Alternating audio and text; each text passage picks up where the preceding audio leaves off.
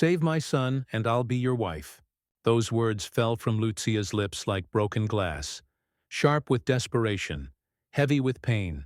Her knees pressed into the dirt outside her small hut, her hands trembling as they held the feverish body of her little boy. 4 years old, yet burning like fire, Miguel's weak breath barely lifted his chest. The village that had once been her world now looked away from her sorrow, leaving her alone in her darkest hour. With her voice cracking, she offered the only thing she had left: herself. "Save my son, and I'll be your wife," she begged. The stranger who stood before her, dust on his clothes, a long shadow behind him, did not answer right away. Instead, his eyes softened, and tears slipped down his face without warning. He knelt slowly like a man carrying the weight of his own ghosts, and his silence told a story no one else could read. This was not the answer Lucia expected. He did not look at her as a bargain to be struck, nor as a woman desperate enough to trade her dignity for hope. No, he saw only a mother with a child fighting for life. He did not want a wife. He wanted to save a life. Who was this traveler who carried sadness in his eyes but compassion in his hands? And how could his quiet presence change the fate of a woman who had known only rejection, scorn, and loneliness from her village? Lucia had always been a simple woman.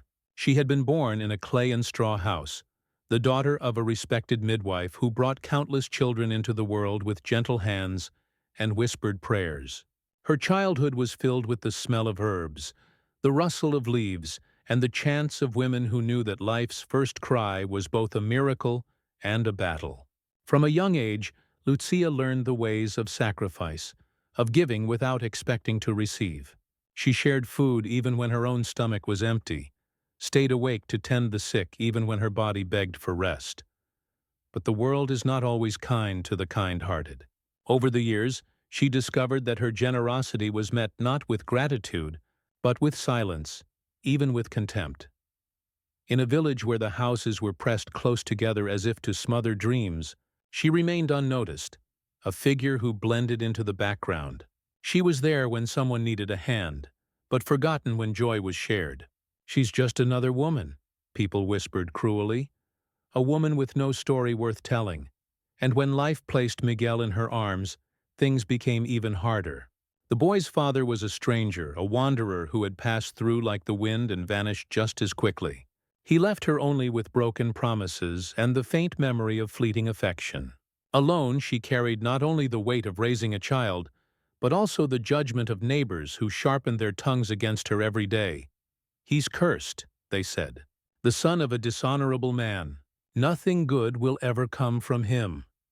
Their words were daggers, carving scars deeper than any wound. Still, she carried Miguel in her arms with all the love her heart could give. He was her reason to keep walking, her only treasure in a world that turned its back on her. When the boy's fever came, it came like a storm. At first she tried the remedies her mother had taught her: teas brewed from leaves, whispered prayers, damp cloths to cool his burning skin. But the fever only grew stronger, leaving Miguel weaker each day. When she begged her neighbors for help, they turned away, shaking their heads, muttering about curses. Even those who cared about everything else, the gossip, the harvest, the weather, had no time for a mother and child they considered a burden. Her nights became endless. The wind howled through the cracks of her hut, carrying dust that stung her eyes, mixing with the tears she could no longer hold back. Each memory of Miguel's laughter, each image of his tiny smile, felt like a cruel reminder of what she stood to lose. She had nothing left but her faith, and even that was slipping from her grasp. She called out to God in whispers, pleading for mercy, for a sign that she was not as abandoned as the village had made her believe. It was in that moment, when her hope was nearly gone, that the traveler appeared. A lone figure on the road, carrying nothing but a small bag, a tired body, and eyes that spoke of losses too deep to tell. He was not like the others. He did not stare at her with disdain, nor mutter about curses. His steps were calm, steady as though he had walked through countless storms and learned how to endure them. His face was marked by weariness, his beard unkempt, his clothes dusty. Yet he carried himself with a quiet dignity. The villagers said he came from faraway lands, where the rains never ended and the rivers swallowed whole families. Others whispered that he had once lost everything in a flood, wife, children, home, and now wandered the earth with only his sorrow as company. No one knew the truth. Perhaps it did not matter. What mattered was that in that instant he stood at Lucia's door, looking not at her shame, but at her suffering. He stepped inside without hesitation. His eyes fell on Miguel's pale face, his lips cracked with fever. The traveler did not recoil, did not whisper about curses.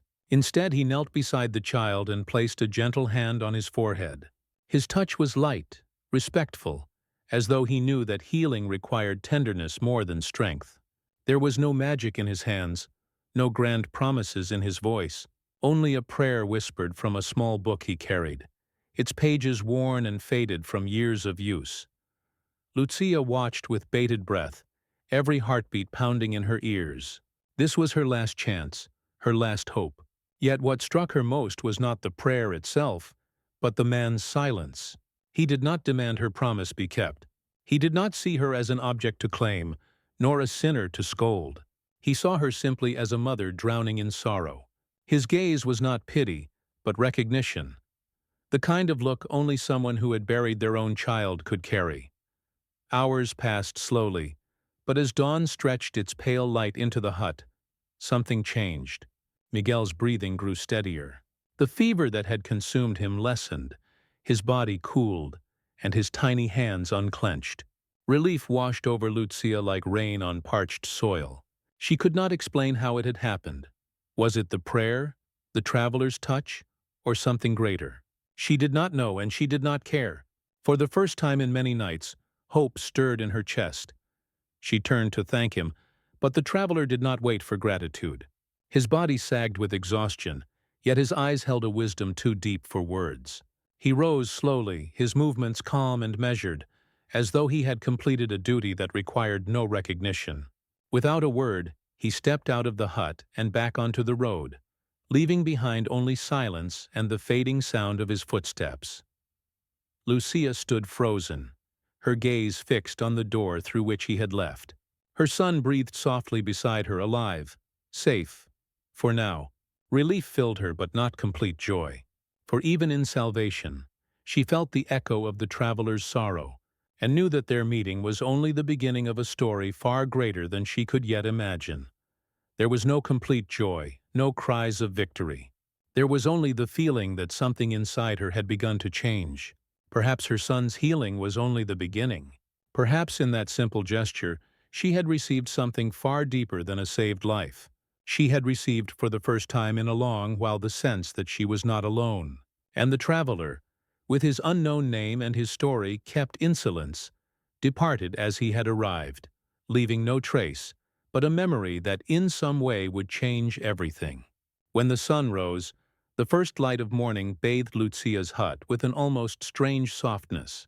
Miguel's fever had subsided, and his small body, which had once trembled in pain, now lay calm, breathing with greater ease. The woman looked at her son, her gaze softening, though still filled with deep sorrow, as if the weight of the last night remained in every fiber of her being. She could not explain how the miracle had happened, but she felt that somehow something inside her had been transformed. The fear that had gripped her heart through the night now seemed like a distant visitor. The traveler, who had arrived silently and departed the same way, had left behind more than a gesture of healing. He had left a trace of renewed faith, faith she barely knew she still carried, but which that morning was as present as the air she breathed. Faith was not something she fully understood at that moment, but she knew that without it, she would never have been able to make a promise to the traveler, and without a doubt, the promise she had made that night had become something greater than her words. Lucia rose slowly, her breathing steady, and walked to the window of the hut. Outside, the village was beginning to awaken, the familiar sounds of morning filling the air, the clucking of hens, the hiss of pots being set on stoves, the murmur of conversation spreading among the neighbors. She could already feel the weight of glances, of unspoken words. The villagers were already talking about her son, about the strange man who had appeared and vanished like a ghost. But that morning, the pain of shame did not reach her. The faith that had blossomed in her heart did not allow the words of those who judged her to pierce through. She no longer felt the humiliation she had always carried. She no longer believed her worth depended on the eyes of others. The promise she had made to the traveler now held a new meaning. It was no longer just a desperate sacrifice, but an act of trust in what was still possible. Life perhaps was more than the daily struggle for acceptance. Perhaps life still had more to offer. As Lucia drifted into her thoughts, Miguel stirred in bed, still weak, but with clearer eyes, no longer clouded by fever. He looked at his mother and smiled with the sweetness only a child could have. "Mother, I'm better," he said, his voice but carrying a note of hope she had never expected to hear so soon. His smile, simple and sincere, touched her heart in a way words never could. She knelt beside him, touching his forehead with her hand. Now relieved of fever, she remained there for a few minutes in silence, with the sense that the miracle lay not only in Miguel's physical recovery, but also in the quiet transformation taking place within her. The faith she had nearly lost was now restored. The woman who had once been seen as weak, as desperate, now felt stronger than ever. Not because of a miracle someone had brought her, but because she herself, through her pain and her promise, had reconnected with something deep inside her, something she no longer believed existed. As Lucia reflected on this, the strong wind outside began to carry with it the scent of wet earth and a sense of renewal. She knew the villagers would eventually come to her hut, whispering their doubts and condemnations, but none of that mattered anymore. The improvised ritual, made of whispered prayers, simple gestures, and a silent presence, had been enough. It had healed Miguel, but it had also healed the woman he called mother. Faith did not need to be grand or spectacular. It only needed to be true. She looked to the side and saw that the prayer book left behind by the traveler still rested on the table beside a small candle, whose flame flickered faintly. Lucia did not know whether the book had magical powers, or if the traveler truly possessed some extraordinary gift, but as she looked at it, she understood something important. Faith was not in the object, nor in the spoken word. Faith was in action, in the sincere gesture of one who believes, even when hope seems gone. She closed her eyes for a moment and in silence thanked God for having brought that man to her, for having given her the chance to feel once again that life, heaven in its darkest hours, could still offer something beautiful. And there in her modest hut, with her son recovering and life beginning to rise anew, Lucia felt for the first time in many years that the future was not a burden to carry, but a promise of new beginnings. The sun was beginning to set on the horizon, painting the sky in shades of orange and purple. When the first murmurs started to spread through the village, the women, as always, gathered in the central square, trading glances and low words, as if the passing wind carried secrets from one mouth to another. The topic of the day was without a doubt the event of the previous night. The strange man, the traveler who had appeared like a specter and vanished the same way. And what intrigued the restless tongues most of all was the miracle he had performed in Lucia's hut. While most of the women spoke in hushed tones, a few bolder ones raised their voices and commented on Lucia's desperate act. "Suffered her body for a miracle," one of them said, pausing as if weighing her words. "Who could this man be, huh? We can't just accept a miracle like that. He came out of nowhere and disappeared just the same. How can we trust someone like that?" The other women listened, and instead of disagreeing, many nodded, as if those words carried more weight than the facts themselves. And it wasn't only among the women that the whispers spread. The men in their circles spoke with the same suspicion. "They say he has no name, no past. Who is this man who walks into Lucia's life as if he were her savior? He leaves. And what does he leave behind but an even greater burden? Who's to say he won't?" One of the older men, his voice and weary, was determined not to let any stranger disturb the order of the village. "Beware of such people. He may have other intentions." Lucia gave herself out of despair. "And our village doesn't need another cheap miracle." Meanwhile, inside Lucia's hut, silence was deep. The boy was sleeping, his breathing calmer, and she watched his small body with a peace she rarely felt. Yet her quiet was broken when, for the first time since it all happened, a woman from the village came to her door. It was Dornis, the eldest neighbor, and also one of the most talkative about everything that happened in every household. She entered with slow steps, her gaze heavy with judgment. She did not ask about Miguel, nor mention the miracle, but looked at Lucia in that way. Only village women knew how. As if they already knew everything without needing to ask. Double quotes. Lucia. I heard what happened last night, Donicus said, stopping in the doorway of the hut. You know what people are saying, don't you? Lucia looked at her, but said nothing, still feeling the weight of the unspoken words. You offered yourself to that man, Lucia. That's not right. We know Miguel's situation is serious, but this is not the way. Lucia felt shame rising in her chest, but at the same time something inside her rebelled against those words. Something that longed to break free from the old feeling of being judged and dismissed. She took a deep breath and looked Dorna closer in the eyes without turning away, without apologizing. I did what I could. He helped me. I promised what I could offer. It wasn't out of desperate, was because my son's life is more important than anything else. Donaclus frowned but did not answer right away. She turned, casting a disdainful glance around Lucia's home, as if deciding what to say. Don't bring me this talk of miracles. I know life here isn't easy, but there's always something more behind it. That man didn't come to do good. No, he came with his own intentions, and you let yourself be taken. The woman left the hut, leaving behind the sense that even without saying more, the judgment was already sealed. Lucia remained there alone, hearing the words echo in her mind. Yet somehow she could no longer believe them. She knew what had happened the night before. She knew what that man had done, and she did not care what the village thought. He had not seen her as a tainted woman, nor as a desperate mother. He had seen her as someone who needed help, and that was what he had given. There had been no promises, no bargains, no exchange of favors, just assolent, selfless act of kindness. Then she realized something she had never imagined before. The judgment of the people no longer mattered. What mattered was what she felt now, and it was not contempt. It was true transformation. The pain she had carried her whole life was no longer so heavy. What remained was a woman capable of rising, of believing, and of caring for her son without concern for what others thought. The eyes of the people might be sharp as blades, but in that moment she no longer needed to prove anything to anyone. She had found her own strength. The next morning brought with it a strange lightness. Lucia felt a calm she had not experienced in a long time. The weight of the village's judgment was still there, hovering like an invisible shadow. But somehow she no longer cared as much. What mattered in that moment was Miguel. He was there, sleeping peacefully in his makeshift bed, his face more serene than she had seen in weeks. The fever had broken, and his body, once frail and burning now, seemed stronger.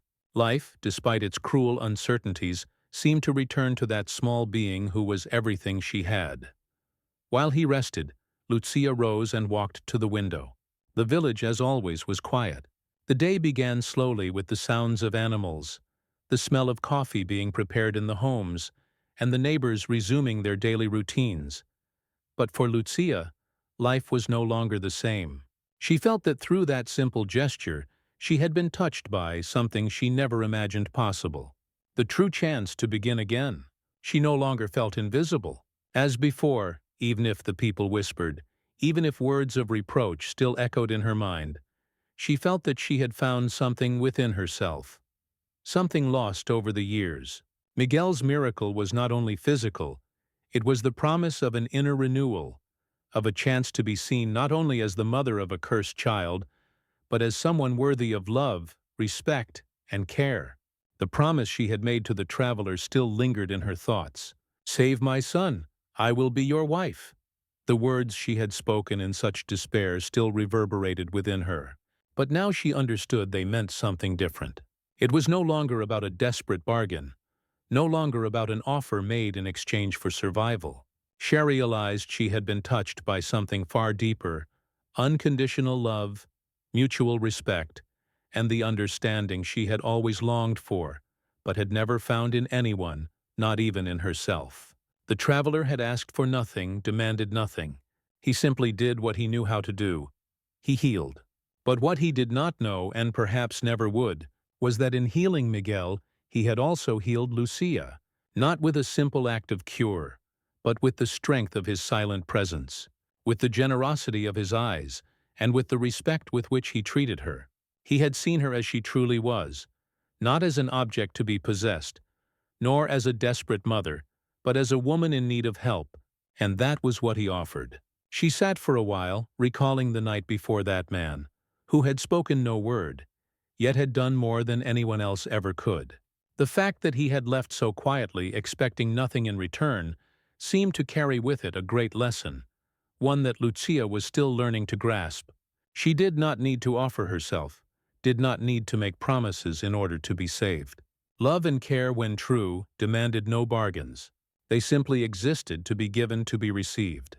As the sun rose higher in the sky and the morning light warmed the hut, Lucia felt something new begin to grow within her. She was ready to keep the promise she had made, but no longer as a burden of obligation. Instead, with the certainty that true devotion carries no price. She was not offering her body as a bargain anymore, but her soul, her heart, and the boundless love she had for her son. Yes, that was the true promise. A promise of love without conditions, without despair.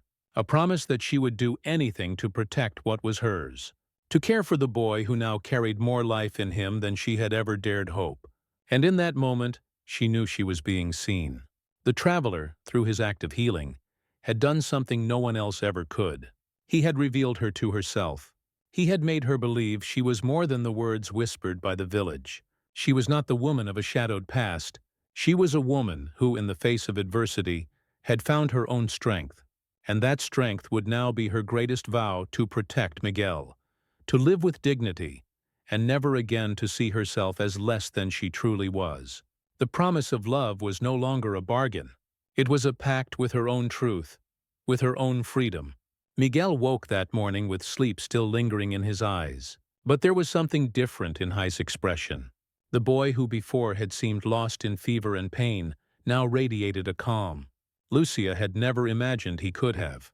He looked stronger, more assured, as if he had crossed an invisible threshold between life and death. Lucia watched his every movement intently, as though she were witnessing something extraordinary. As the boy slowly sat up in bed, he turned to the side as if expecting something. Then, with a simple smile, he pointed to the empty spot beside the door and said in a low but confident voice, "Father is here." Lucia froze. She didn't know what to say. His words fell on her like unexpected rain. "Father is here." Those words, spoken by a child so small, so innocent, struck her in a way she could not understand at that moment. She looked at Miguel, unsure whether he truly grasped what he was saying, or if it was just the reflection of a mind trying to process the healing he had just received. She glanced again at the door, half hoping the traveler would be there, waiting to return and fulfill something she still felt was a promise. But he wasn't. He hadn't come back. The man whose silent presence had touched them so deeply was already gone. Miguel, however, seemed unconcerned. He simply looked at Lucia with that innocent smile and repeated, "Father is here." Lucia felt a flood of emotions, surprise, tenderness, and confusion all at once. What the traveler had done for Miguel went beyond healing.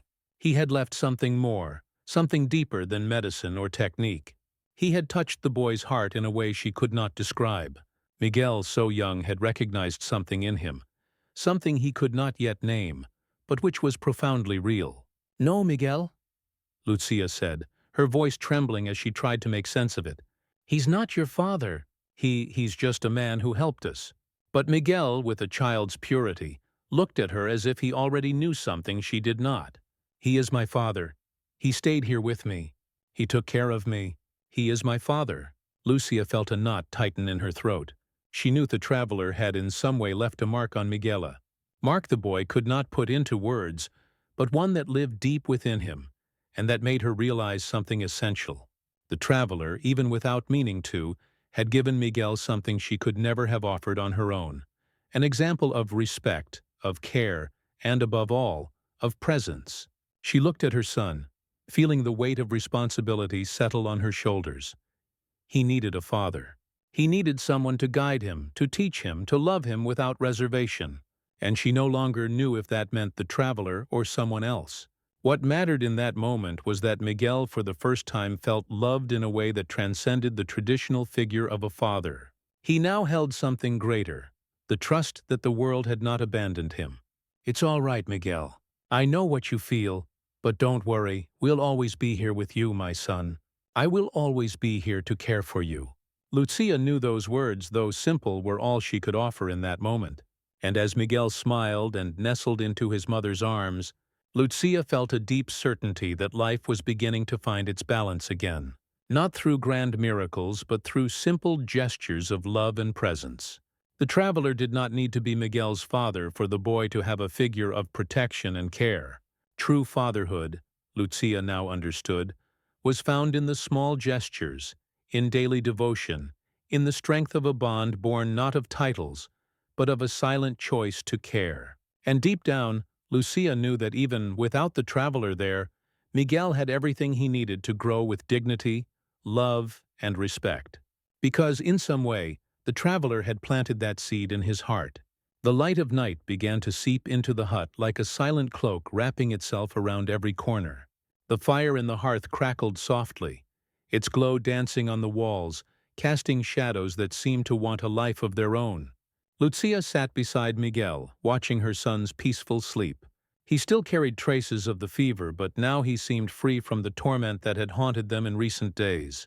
She did not know how she had made it this far. She did not know how she had gone from being a desolate woman without hope to someone who now felt a strength rising from the deepest part of her being. And yet the pain had not vanished completely.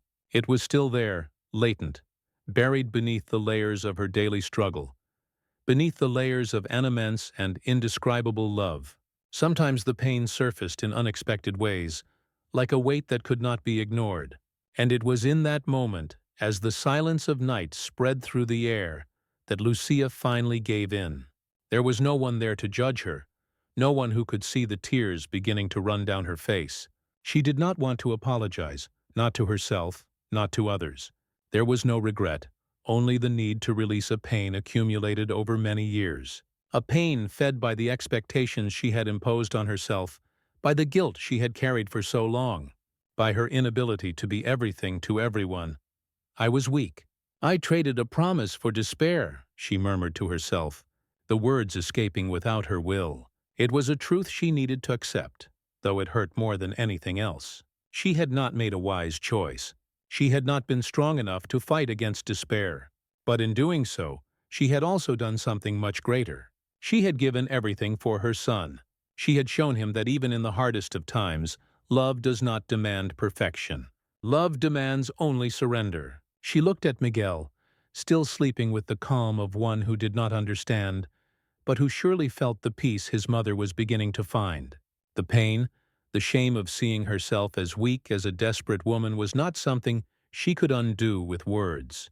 But she knew the tears now falling down her face were part of her healing, part of the rebuilding she had never imagined she could begin. The traveler had not been only a man who healed Miguel's body. He had touched Lucia in a way she could not explain. He had not judged her, had not scolded her, had not offered empty promises. He had simply been there at the moment she most needed. He had asked for nothing in return. But by offering his help unconditionally, he had planted a seed of faith in Elle. And now she was beginning to see that clearly. There, sitting at the edge of the bed with Miguel sleeping at her side, Lucia understood. She no longer needed to apologize. What she had done was not a mistake, but a reflection of her love and her pain. She had surrendered to despair. Yes, but she had also surrendered to unconditional love. She had done everything she could to save her son, and that in itself was enough. The tears kept falling, not as a sign of weakness, but as an expression of everything she had lived. There was no shame left in her soul. There was only the weight of motherhood, the weight of a love that is not measured in promises or sacrifices, but in daily actions, in choices made from the heart. Lucia stood, walked to the window, and looked out at the village that now seemed so distant, so small. She knew the words of judgment would still echo through the streets, but she no longer feared them. The only thing she feared now was losing what she had just found within herself. The strength to begin again. The courage to be who she truly was without apologies, without fear. That night, Lucia cried. But she did not apologize. She forgave herself. And in doing so, she felt for the first time in her life that she was free. The dawn of that day brought more than sunlight. It carried the weight of unspoken words, of silent accusations that seemed to take shape within the village. Lucia felt it like pressure in the air. The people talked, whispering about the traveler's presence, about Miguel's healing, about the sacrifice she had made. But there were also those who would not be content with murmurs. There were those who needed to act, who could not leave things as they were. That morning, a man from the Villagia Hunter, known for his rigid and relentless posture, peered at Lucia's door. His name was Joe, and he was respected by all, or perhaps feared was the more accurate word. He arrived with the same firmness with which he moved through the forests, as if he were the guardian of order in the village. But what drove him was not only the desire to keep things as they had always been. He was there for something more. "Lucia, you must understand," he began, his voice deep and challenging. "This man, the traveler, does not belong to this village. He cannot stay here. We cannot allow someone with no roots, with no history, to settle here and cause more confusion." His eyes were stern, as though he had already decided what needed to be done.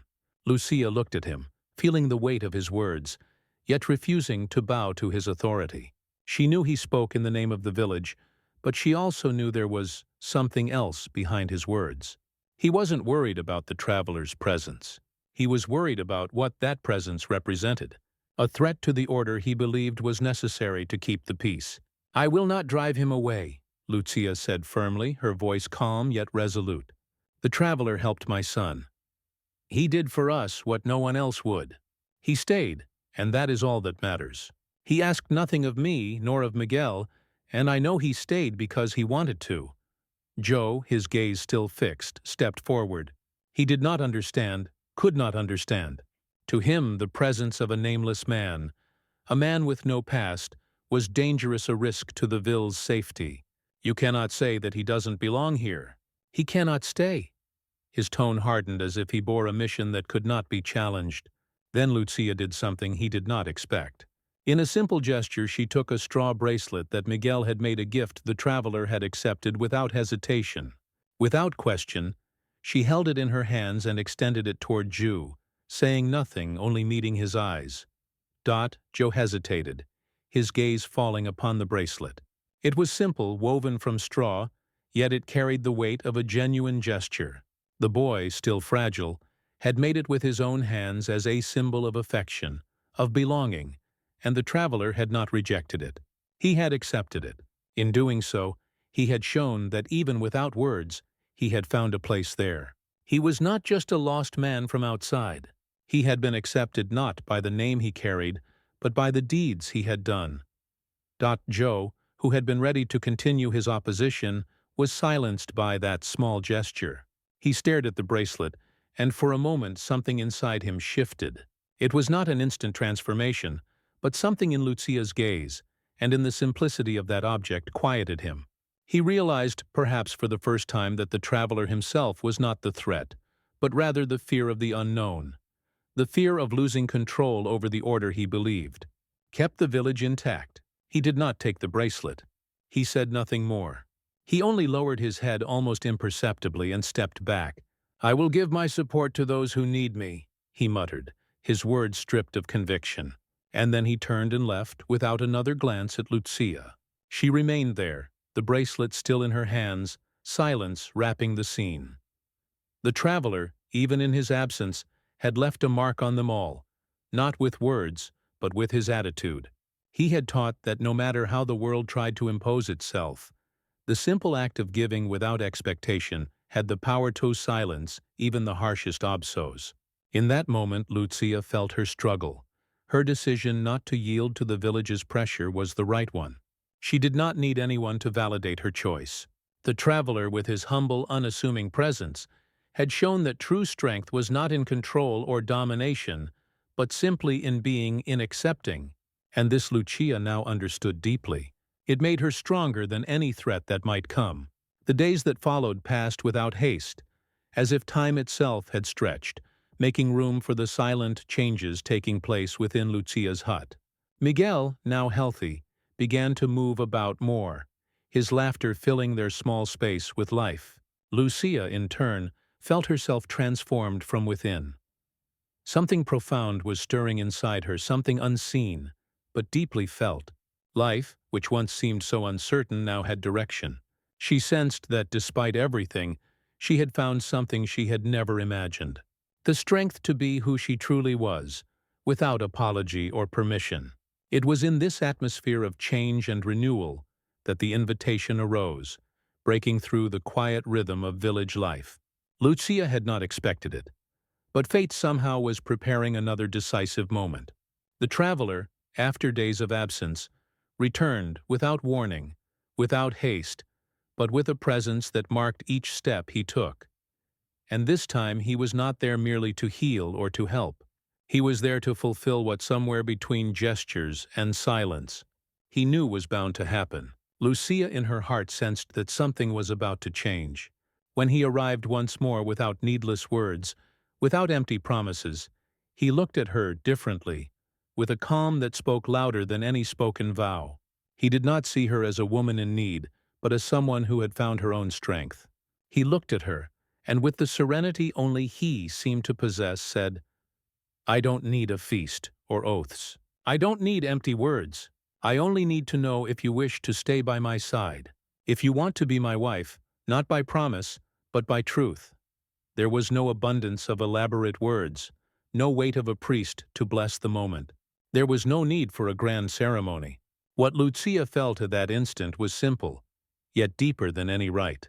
She looked at him, and in the depths of his eyes she saw something stronger than the fear of others' opinions or the village's judgment. She saw the truths of bond that had been forged between them. Without words, without false expectations, she answered with the same quietude. "I stay because I want to. I need nothing more, only space to be who I am." There were no laughs, no banquets, no white dress, no formal vows. What happened there on that quiet afternoon was a true marriage, a union forged without ceremony or papers. For the first time Lucia felt she was not giving herself out of despair, but by choice, a choice made with her soul, with her heart. She surrendered not to a man, but to a truth that had always been hidden within her. She was worthy of love without ever having to beg for it. Miguel, with childlike innocence, scattered flowers across the mat on the floor, and the sound of petals falling brought the village into a respectful silence. It was not the silence of condemnation, but of recognition. The villagers, who once looked at her with scorn and judgment, now saw something else. They saw a love that was simple yet genuine, not eager to be validated, not desperate to be acknowledged. They, the neighbors, the onlookers, knew that love was there quiet but steadfast. The kiss, which so many imagined as the climax of any love story, did not happen. Instead, Lucia and the traveler exchanged silent glances heavy with everything they had lived. The true marriage, the union of their souls, was in the bond that had formed between them, with no need for visible symbols. In that moment, as the flowers fell to the ground and the soft wind brushed everyone's skin, Lucia knew she needed neither altar nor grand celebration to be happy. She had already found her peace, not in the recognition of others, but in the silence they shared, in their mutual respect, and above all, in the truth she now carried within herself. She no longer needed to be defined by the village's expectations. She knew who she was, and she knew what she had, and that more than anything else meant more than any formal marriage. And so the village fell silent, not out of obligation, but out of respect. For the first time, Lucia's love was recognized for its own truth. The sun was beginning to sink behind the mountains, but the work on Lucia's small plot was not yet finished. The new hut she and the traveler had begun to build did not have the grandeur of the wealthier homes, but it carried something far deeper, meaning every handful of kneaded clay, every straw leaf interwoven, was filled with purpose, with renewal, and with what mattered most to her now, a new beginning. Lucia knew it would not be an easy construction, but with the traveler's help, the effort was shared, and time, which had once felt heavy and lonely, was now filled with gentle laughter, and the sound of hands working together. They needed few words. The silence between them said everything, and within that silence, something began to blossom, something that needed no explanation. Miguel, with his curious eyes and small hands, helped wherever he could. He gathered the lightest stones, held the logs while they were fitted into the walls, and seemed to absorb the energy of the work, as if the simple act of building was something he would carry with him deeply into his future life. The hut was not only a physical shelter, but also a space that represented their journey of healing, of belonging, and of transformation. The traveler, with his usual calm, moved with precision. Every action of his seemed to carry a silent wisdom, as if he knew exactly what to do without haste, without error. He was not there to be admired or praised. He simply was, as he had always been present, and that more than anything was what impressed Lucia. His way of simply being, asking for no more than what was necessary, giving without asking in return. As the structure of the hut took shape, Lucia allowed herself, for the first time in a long while, to believe that life, even without great deeds, could be beautiful. She felt the earth in her hands, the sweat on her forehead. But nothing seemed more rewarding than watching that construction rise before her eyes. With each straw bound to another, with each bar of clay pressed into the walls, she felt herself reconnecting with something ancient within her solar bond, with the land, with simple life, with the truth that happiness was not born of grandeur, but of small daily acts. That afternoon, when the last log was set in place, Lucia sat on a stone, gazing at the hut, now standing with dignity. She looked at Miguel, running around with laughter ringing through the air, and then at the traveler, who stood beside her, silent, yet with the look of one who knew the work was complete. The hut, with its simplicity, its flaws, and its strengths, now stood as the home they had built together. It was not perfect, but it was full of unspoken promises of love, of protection, and of a shared future. Lucia turned her gaze to the horizon, feeling the cool wind brush her face. She did not know what the future might bring, but in that moment, with the hut complete and her family gathered, she knew she had found her peace. The village, which once looked on her with disdain, now regarded her with respect.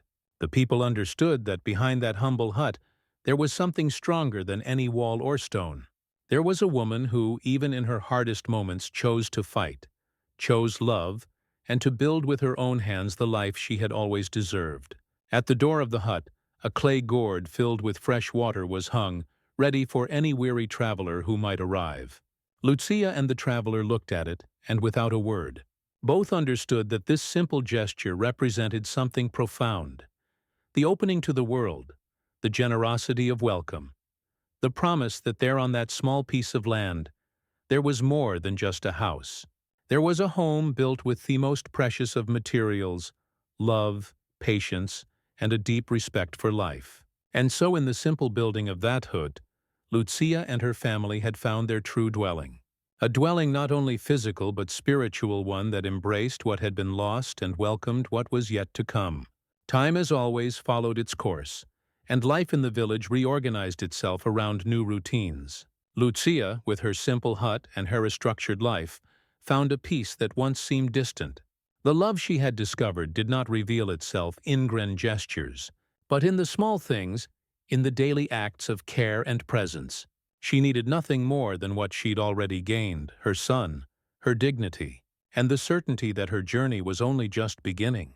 The traveler, who had once arrived as a stranger, had become a constant figure in her life. He did not surrender to drama or spectacle. He had not rescued her from a world of suffering, but had walked beside her and Miguel in a quiet journey of healing and growth. He needed no recognition, no thanks. He was there because he had chosen to be there. Because in some deep place within him, he knew his purpose was to give, not to receive, but simply to help. And so, little by little, the village began to understand what had truly happened. The words of judgment, once sharp and swift, began to lose their power. People could no longer look at Lucia and see only the woman once regarded with pity and disdain. She was now respected, not because the village had changed, but because she had. Her presence, her quiet strength had touched the hearts of all. Without the need for words, Miguel, the boy everyone thought would be a burden, was now a symbol of transformation. He was no longer the son of the cursed woman. He was the child who, with the support of his mother and the traveler, had overcome what once seemed impossible. Each day he grew stronger, more confident, more aware that life could begin anew. Even in the darkest of moments, the people who once whispered at street corners now stood silent before them, not out of fear or shame, but out of respect. Lucia had not demanded it. She had simply become someone who could no longer be ignored. Not because of what she owned or what she had done, but because of what she represented. The strength of a woman who, in the face of adversity, found the courage to begin again, and in doing so, inspired everyone around her. At the hut's door, the clay gourd of fresh water still hung. At first glance, it seemed a simple gesture, but for those who understood, it meant something much greater.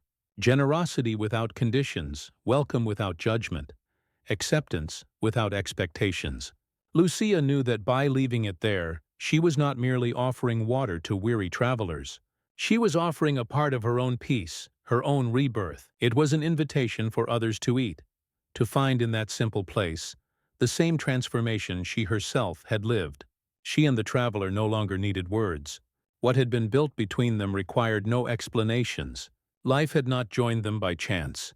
They were there in that hut not because they were perfect, but because they had found something real, a bond of respect, of acceptance, of love that asked for nothing in return eternally, the simple act of being. And so in the village, the story of Lucia and Miguel would continue to be told, not as a tale of suffering, but as one of resilience, of love, and of truth. Because in the end, she knew what everyone needed to understand. The greatest miracle was not in the healing of her son's body, but in the transformation of her soul. And that more than anything was what truly mattered. If this story touched your heart, let us know where you're watching from. Leave a comment below. We'd love to hear from you. Don't forget to like the video, share it with your friends and family, and subscribe to the channel. That really helps us keep bringing you real and emotional stories like this one. Thank you for being part of our